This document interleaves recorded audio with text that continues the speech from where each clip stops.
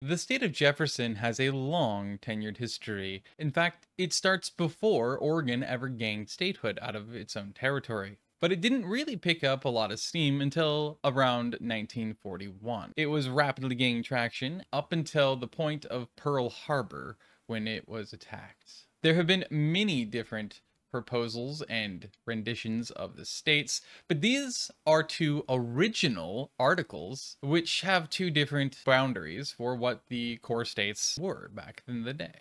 And throughout history, the state of Jefferson has been dominantly proposed by people who feel unrepresented or underrepresented by the respective states of Oregon and California, with almost all of the economic and aid, let alone attention to legislation, going in favor of the two main states, major cities and metropolitan areas. Today, the state of Jefferson, of course, has rapidly expanded its claims as to what counties make up its boundaries within Oregon and California.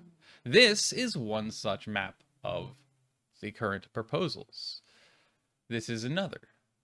And as you can see, it does change quite a bit.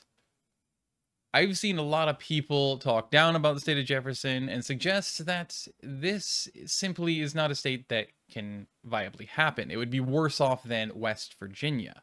However, I simply say they are wrong. The main reason why is because I actually was making a comparison of the state of Jefferson, what it would be.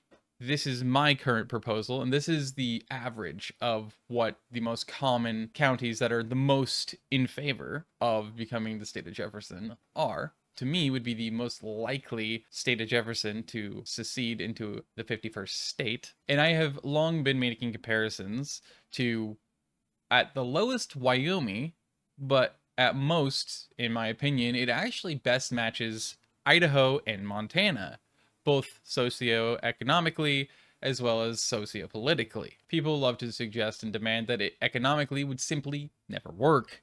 However, with the population gaining their autonomy as their own state and thus gaining representation they have sorely lacked and thus funding, I can assure you they would rapidly invest in their economy and their industries, rapidly expanding it and making it much more prosperous. This is the current proposal via Wikipedia, supposedly, including Stanislaus County. However, I don't believe Stanislaus would even consider it, let alone it's realistic. And I don't even find this realistic, but this is the max extent I find to be such. Next up, we have the state of Lincoln. This is the boundaries of the state that was originally proposed before the Oregon Territory was even split into Oregon, Washington, and Idaho by a portion of its first residents. As you can see, the official flag and the proposed alternate I found. These are really cool maps. I just wanted to showcase them. They're really useful in terms of data and information. They are a bit outdated, but all in all, they're fantastic. So as you can see, there is multiple different renditions of the boundaries proposed for the state of Lincoln, specifically in the modern era. But this, to me, would make by far the most sense in every way. And of course, you knew it had to be coming up and had to be spoken about. It's Greater Idaho. There is multiple different proposals, and this is the one I think it makes by far the most sense, is to keep the state of Jefferson, and then, of course, the state of Idaho. Of course, there's very ambitious plans like this one, where they have two phases.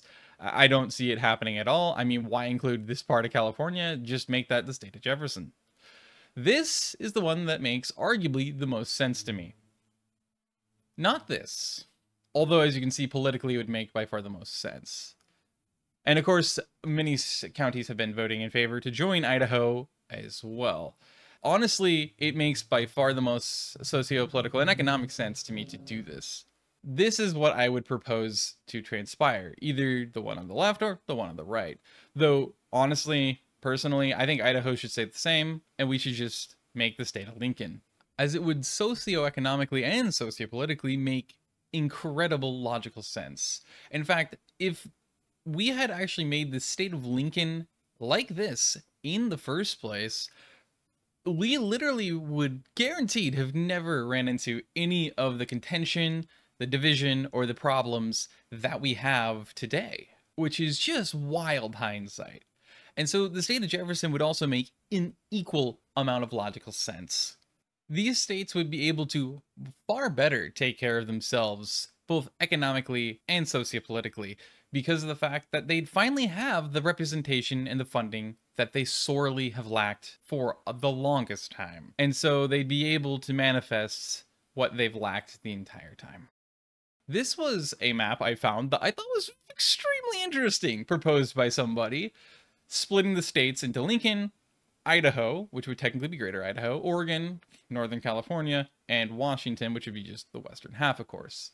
But let me know what you think in the comments down below. Do you think this makes sense or no? And would you understand and support their cause? I thank you for watching, and make sure to like the video if you enjoyed and subscribe.